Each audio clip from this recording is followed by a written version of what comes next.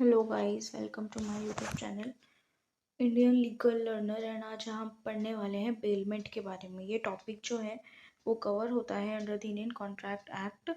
और आज हम पढ़ने वाले हैं कि इसके बारे में बेलमेंट क्या होती है और बेलमेंट है कि डिलीवर करना। जब आप किसी चीज़ को, किसी गुड्स को एक दूसरी पार्टी को डिलीवर कर रहे हैं, फिर उसमें क्या क्या राइट्स होता है, ड्यूटीज़ एंड राइट्स क्या हैं उस पर्सन, उन दोनों पार्टीज़ के। फाइंडर ऑफ गुड्स कहाँ है, जनरल लियन और पर्टिकुलर लियन क्या होती है, ये सारा का सारा हमारा बेलमेंट में। आज की बेलमेंट क्या होती है? For example, there is a person, there is another person, this is mister A and he is mister B.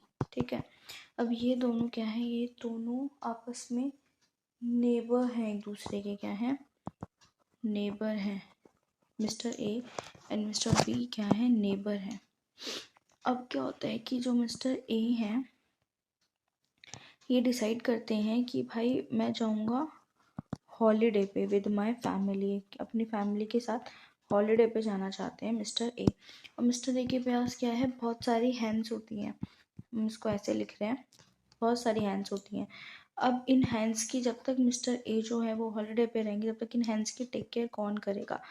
तो ये मिस्टर ए क्या करेंगे, मिस्टर ए मिस्टर बी को ये हैंड्स डिलीवर करके जाते हैं और बोलते हैं कि जब तक मैं वापस नहीं आ जाता आपको क्या करना है, मेरी हैंड्स का ध्यान रखना है, जैसे ये हैं वैसे ही इसका ध्यान रखना है।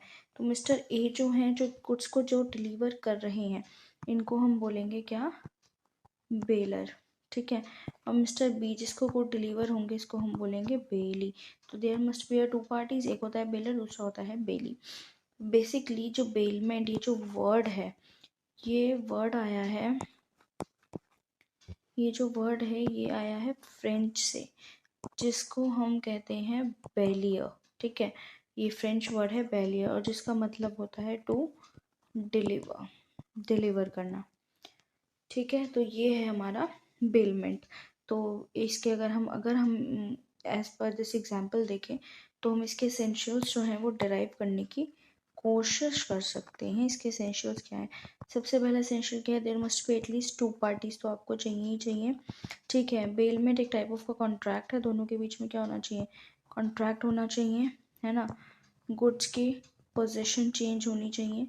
ठीक है, पोजीशन चेंज होनी चाहिए, क्योंकि देखो यहाँ पे जो हैंड्स है ये इसकी पोजीशन जा रही है मिस्टर बी के पास, मगर ये जो गुड्स हैं ये रहने तो मिस्टर ए के वाले हैं। जो ओनरशिप रहेगी गुड्स की, वो ओनरशिप किसके पास रहेगी, मिस्टर ए के पास ही रहेगी। ठीक है, दूसरी चीज़, गुड्स मस्ट रिटर्न हो जाने चाहिए। गुड्स जब भी मिस्टर ए आके मिस्टर बी से गुड्स मांगे तो मिस्टर बी को वो गुड्स क्या करने हैं, रिटर्न कर देने हैं। तो ये कुछ हो गए इसके एसेंशियल्स, इसके बेलमेंट के। तो ये होता है पूरा का पूरा, इसे हम बोलते हैं बेलमेंट। व्हाट इज बेलमेंट, यहाँ से आता है the word bailment has been derived from the French word bailler से ये आया, जिसका मतलब होता है टू डिलीवर, क्या करना, डिलीवर करना। बेलमेंट मतलब हैंडिंग ओवर और चेंज ऑफ पोजीशन। यहाँ पे क्या हो रहा है, आप हैंड ओवर कर रहे हो गुड्स को, या फिर गुड्स की जो है वो पोजीशन चेंज हो रही है, ना कि टाइटल जो है वो चेंज नहीं होता। इसका सेक्शन 148 में डिफाइन है, किसके, कौन से एक्ट के, इंडियन कॉन्ट्रैक्ट एक्ट के सेक्शन 148 में इसे डिफाइन किया हुआ है।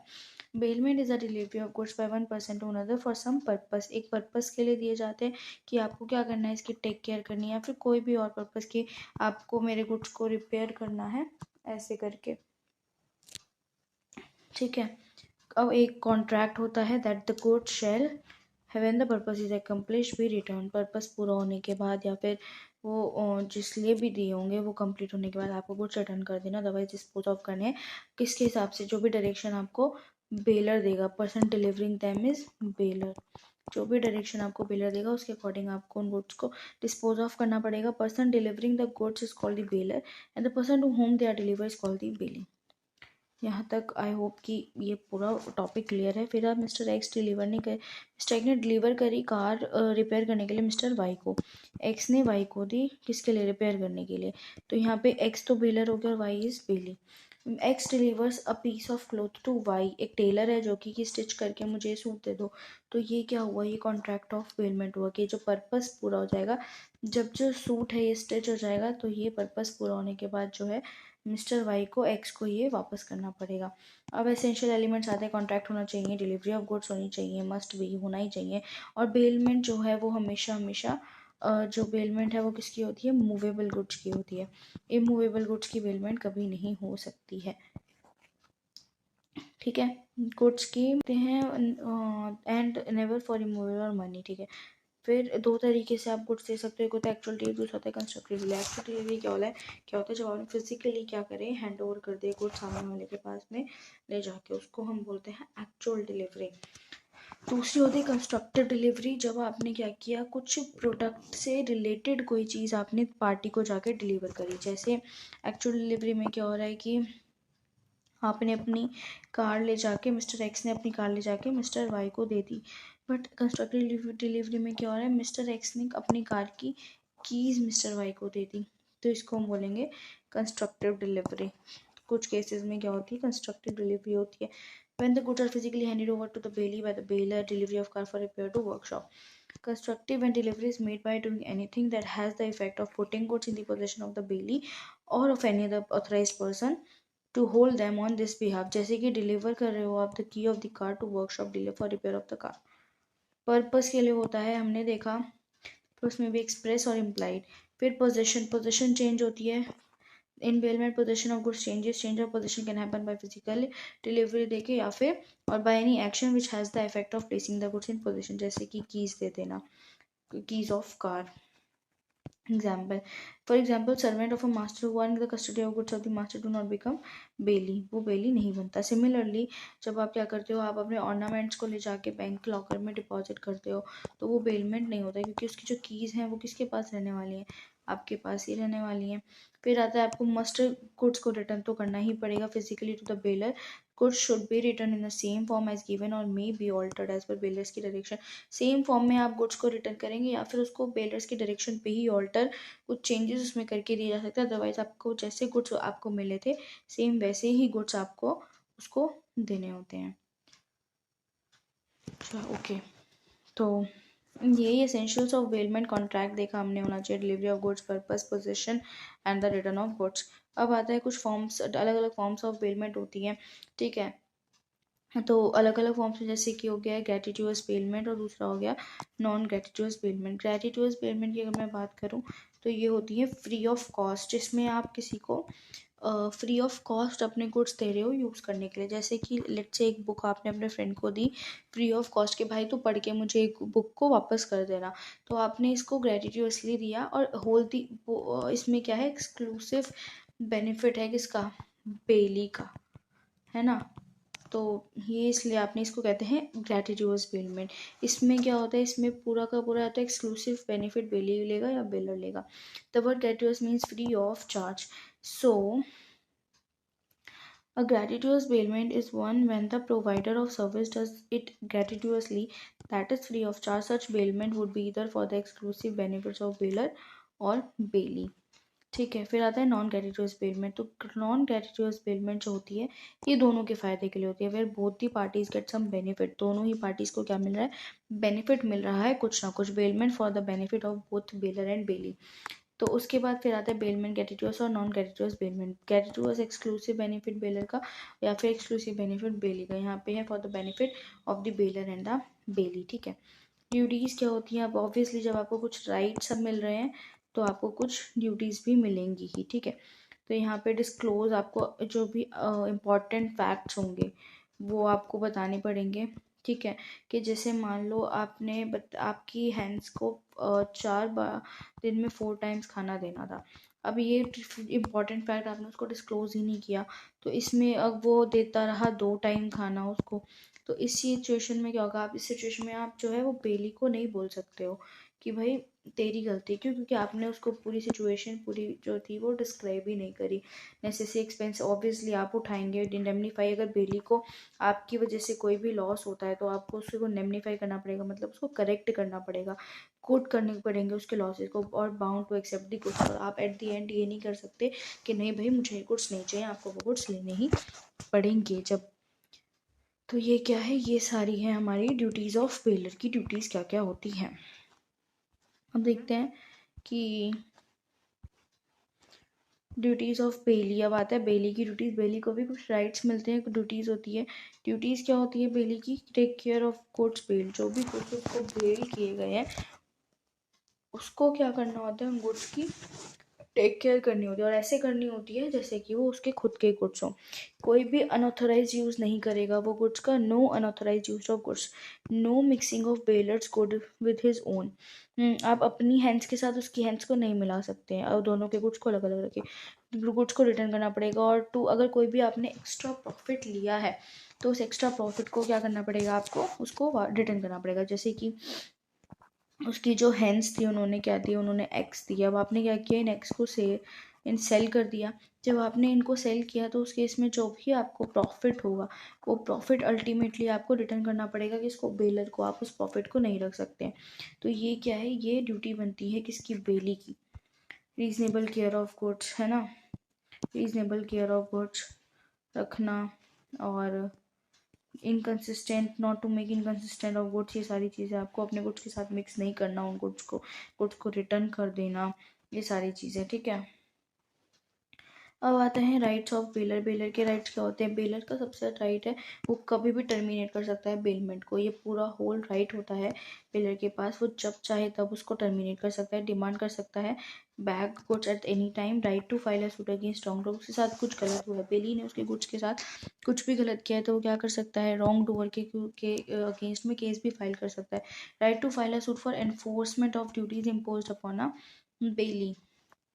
तो ये सारा क्या है इसके जो बेली है, सॉरी जो बेलर है उसके राइट्स हैं। अब बेली के को भी कुछ राइट्स मिलते हैं। Right to deliver the goods to any one of the joint bailors. अगर जॉइंट बेलर्स का केस है तो उस केस में क्या होगा, इस केस में वो किसी एक पार्टी को भी गुड्स को रिटर्न कर देगा तो भी इनफ माना जाएगा, जैसे ABC या जॉइंट ऑफ हार्वेस्टिंग कंबाइन के। तो इस केस में क्या हो रहा है कि डिलीवर कर दी उन्होंने hire to do for 1 month के लिए। After the expiry of 1 month डी में रिटर्न द कंबाइन टू किसी को भी, चाहे ए को करे, चाहे बी को करे, चाहे सी को करे। दूसरी राइट बनता है उसका इंडेमनीफाई होने का। अगर उसके गुड्स की वजह से उसको कोई लॉस होता है तो जो है वो बेलर उसको इंडेमनीफाई करेगा, उसका राइट है टू इंडेमनीफाई होने का। Bail is entitled to be indemnify by the bailor for any loss rising of to him by reasons that the bailor was not entitled to make the bailment to receive back the goods, ठीक है। Okay. Right to claim compensation in case of faulty goods. अगर आपके goods जो है उसको faulty goods दिए थे तो उस केस में वो क्या कॉम्पनसेशन भी ले सकते हैं। Bailee is entitled to receive compensation from the bailor और any loss caused to him due to the failure of bailor to disclose any faults in the goods known to him. Right to claim extraordinary expenses. Right कर आपको क्या है, extra ordinary expenses भी ले सकते हो। जो bailee है वो उस पर ये वो पूरा उसका हक बनता है, उसके पास राइट है कि कोई भी एक्स्ट्रा ऑर्डिनरी एक्सपेंस अगर हो रहा है तो क्या कर सकता है, उन गुड्स को रीजनेबली केयर करने में या कुछ भी है तो उसके में वो लाइबल है, बेलर लाइबल रहेगा उन एक्सपेंसेस के लिए। और even right to apply to court to decide title to the goods.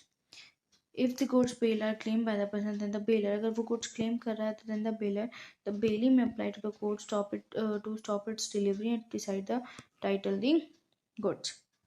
Example a dealer है टीवी में, डिलीवर करा उसने टीवी बी को, ठीक है, using in summer vacation. Subsequently C ने बोला था टीवी बिलोंग्स टू हिम, वो जो टीवी है वो सी का है। It was delivered only for the repairs to A, किसको, ए के लिए, ए को दिया हुआ था सिर्फ रिपेयर के लिए।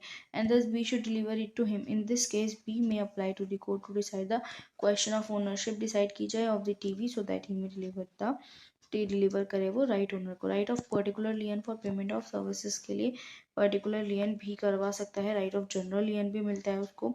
पर्टिकुलर लियन क्या, जहाँ पे जो बेली है in accordance with the purpose of bailment render करेगा service involving the exercise of labour of skill को in respect of goods he shall have in absence contract the contrary right to retain such goods until he receives due remuneration. जब तक उसको उसका remuneration नहीं मिल जाता, ये जो भी एक्सपेंसेस वगैरह होंगे नहीं मिल जाता, तो वो क्या कर सकता है, उस गुड्स को लियन कर सकता है, मतलब अपने पास रख सकता है।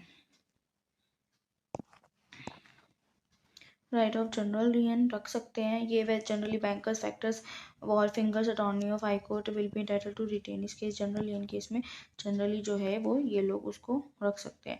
फिर आता है rights of bailor and bailee against the any wrong doer, third party ने कुछ गलत किया तो उस केस में भी दोनों को क्या मिलते हैं, राइट्स मिलते हैं। जैसे suit by bailor and Bailey. Suit by against wrong doers if a third person wrongly deprives the Bailey of use और possession of the goods bailed। अगर wrong doer ने थर्ड पर्सन ने क्या किया, wrongfully deprive कर लिए goods बेली से, है ना, बेल और दस देम कोई भी इंजरी पहुंचाई उन्हें, the bailee is entitled to such use such remedies as the owner might you have to use. जैसे कि एक बेलर कर सकता था, है ना, तो जो बेलर कर सकता था वो सारे राइट्स बेली को मिल जाते हैं उस गुड्स के अगेंस्ट में रेमेडीज की क्लेम करने के लिए। If no bill may be made and either the bailor or the bailey may bring a suit against that person injury। फिर the apportionment of relief or compensation obtained by such suits। Whatever is obtained by way of relief or compensation in any such suit shall as between the bailor and the bailey be dealt with according to their respective interest। फिर आता है termination of bailment. तो आप कैसे termination कर सकते हैं, expiry of स्टिप, जितने पीरियड का सोचा था वो पीरियड एक्सपायर हो गया, पर्पस जो है वो एक्म्प्लिश हो गया। बाय नोटिस आप कर सकते हो, है ना, नोटिस दे के कर सकते हो, किसी की डेथ हो गई तो भी कर सकते हो। gratuitous bailment terminates upon the death of the either of bailor or the bailey। destruction of subject matter he destroy हो चुका है, original condition of the bail goods does not exist और destroy हो चुकी है, contract of bailment is automatically terminate हो जाएगा वो जो कॉन्ट्रैक्ट ऑफ गुड्स होगा, because the purpose will not be fulfilled और performance of the contract is impossible. तो इसमें एक्सपायरी फिक्स पीरियड का एक्सपायर होना, achievement of the object, death हो गई तो दोनों में से किसी पार्टी की, इनकन्सिस्टेंट हो गई गुड्स और destruction of the subject matter. तो यहाँ पे हमारा जो है ये पूरा का पूरा बेलमेंट ख़त्म हो जाता है। प्लीज़ अगर आपको ये वीडियो अच्छी लगी हो तो इसको लाइक करें, सब्सक्राइब करें एंड कमेंट करें। Thank you.